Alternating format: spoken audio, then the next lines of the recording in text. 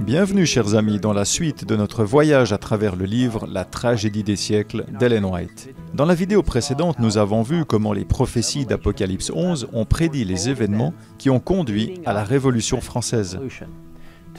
Aujourd'hui, nous allons poursuivre notre étude et je crois que vous serez étonnés de voir comment la prophétie s'est accomplie à la perfection.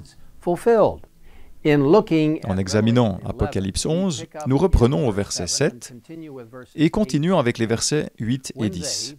Lorsqu'ils, c'est-à-dire les deux témoins que sont l'Ancien et le Nouveau Testament dont nous avons parlé dans notre vidéo précédente, auront achevé de rendre leur témoignage, la bête qui monte de l'abîme combattra contre eux, elle les vaincra et les tuera. Leurs cadavres resteront exposés sur la place de la grande ville qui s'appelle symboliquement Sodome et Égypte. C'est la ville où leur Seigneur a été crucifié. Tous les habitants de la terre seront dans la joie à cause de leur mort. Ils s'en réjouiront et échangeront des cadeaux, car ces deux prophètes leur auront causé bien des tourments. Que signifie donc ce passage et comment s'applique-t-il à la Révolution française ? Tout d'abord, il est important de se rappeler que ce langage prophétique est symbolique. Il ne fait pas référence à Sodome ou à l'Égypte au sens propre, mais à ce que ces lieux symbolisent. Remarquez que le passage dit « la grande ville qui s'appelle symboliquement Sodome et Égypte ». Dans le livre « La tragédie des siècles », il nous est dit que de toutes les nations dont l'Écriture nous rapporte l'histoire, c'est l'Égypte qui a le plus effrontément nié l'existence de Dieu et foulé aux pieds ses commandements. Vous vous souvenez peut-être de la déclaration audacieuse de Pharaon « Qui est l'Éternel pour que je lui obéisse en laissant partir d'ici les Israélites ? Je ne le connais pas, aussi ne les laisserai-je pas partir. » Cela, mes amis, c'est de l'athéisme. Et la nation représentée par l'Égypte aurait exprimé un tel déni des revendications du Dieu vivant et manifesté un tel esprit d'incrédulité et de défi.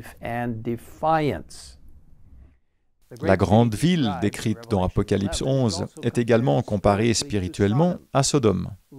La Sodome littérale était connue pour avoir enfreint la loi de Dieu et surtout pour sa conduite immorale et ses pratiques sexuelles.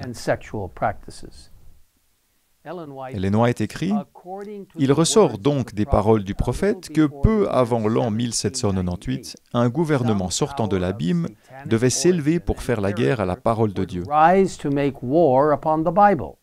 Dans le pays où les deux témoins allaient être réduits au silence, on devait voir s'étaler l'athéisme de Pharaon et la luxure de Sodome. »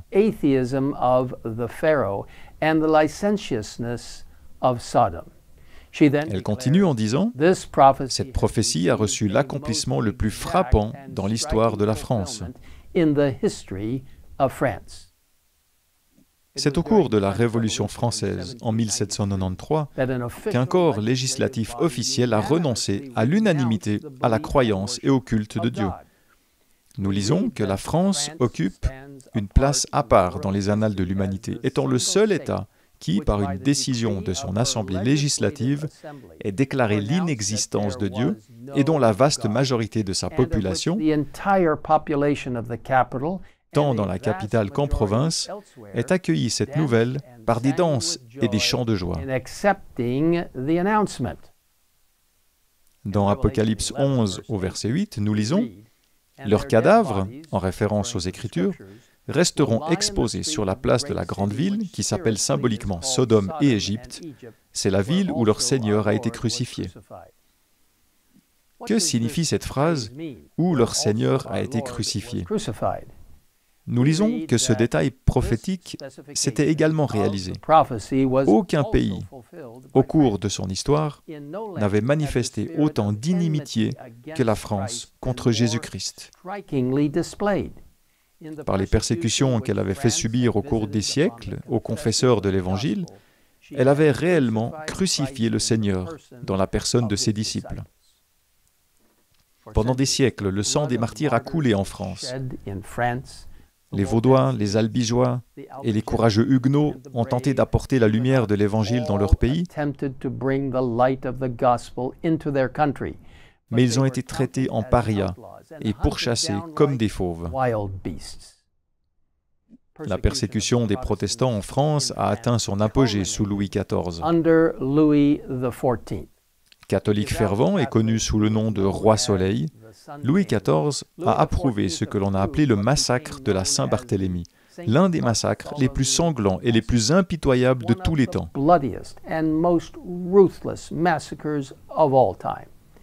Ce terrible massacre a duré 7 jours à Paris, puis, sur ordre spécial du roi, s'est étendu aux provinces et a duré 2 mois. Au total, 70 000 fidèles de Dieu sont morts, jeunes et vieux, riches et pauvres, hommes, femmes et enfants.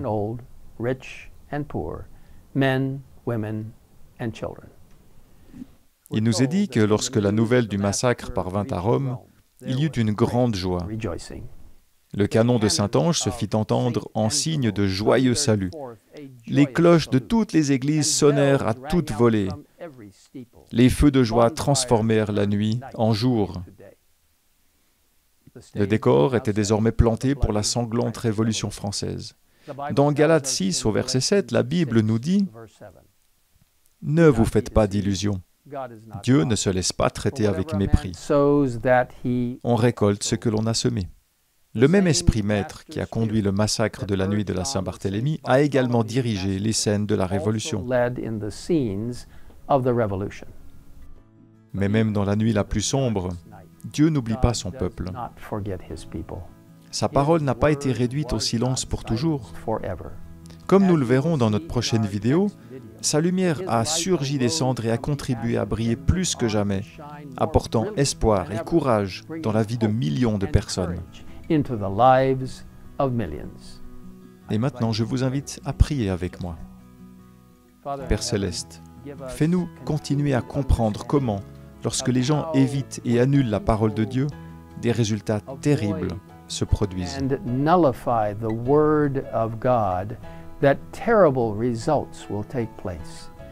Seigneur, aide-nous à accepter ta parole, à accepter tes enseignements de l'Ancien et du Nouveau Testament, et à comprendre que tu as de précieux messages pour nous, depuis la salle du trône céleste. Protège et prends soin de chacun de nous spirituellement et dans tous les domaines, afin que nous puissions, comme tant d'autres dans le passé, défendre la vérité biblique, quoi qu'il arrive. Merci de nous avoir écoutés. Nous te le demandons au nom de Jésus. Amen.